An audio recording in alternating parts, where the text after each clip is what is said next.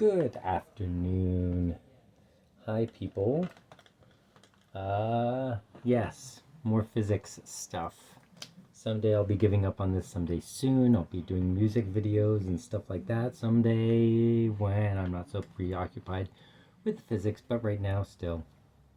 Okay, so thinking about photons one more time. There's a proton.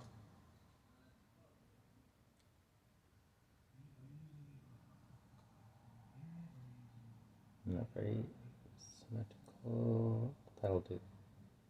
This will be our S1 shell, right? And here's our S2 shell.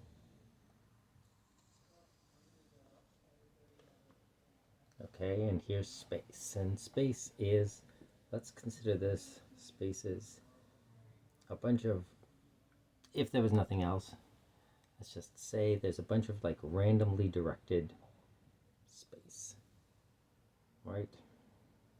Just random vectors. And then the S2, and our electron drops from S2 to S1, going from here to here. And I was just thinking about this the other day, and I might have mentioned it in the previous photons video, but notice this. It's like all the space drops down like this.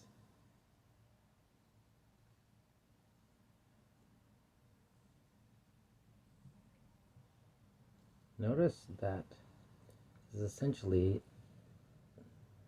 laminar flow, where previously we had noise, turbulent, chaotic. Now suddenly we have essentially a sort of spherical lamination of energy. Convergence toward the positive, divergence, the negative. But this is rushed in, right? So space all rushed in, went like that. This is negative because that's outward facing. This is positive because that's inward facing, and convergent, divergent, right?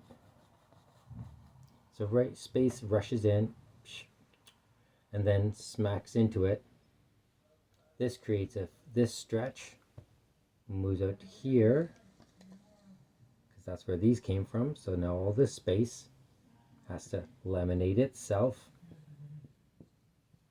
and then that space has to laminate itself. Only this is a flow, not a chunk. But I mean, this is what happens. This rushes in, which pulls this in, which pulls this in, which pulls this in.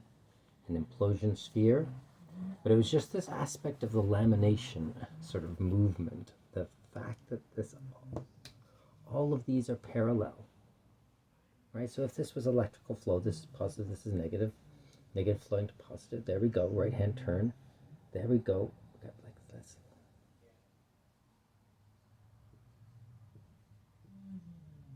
Magnetic fields. This is our sphere. It's a sphere, it's an event. Really, quantum mechanics just has to go, oh yeah, those probability spheres, they're the actual totality of the thing. They're not really just averages or possibilities. They are the thing. It's just that how fast this rushes in, and the wavelength is determined by the distance and the speed it rushed in at. Large atoms have larger gravity. They pull space in faster. Hydrogen has a very low mass, so therefore it's got a lower frequency overall of photon emissions because it's not pulling as hard when the collapse happens.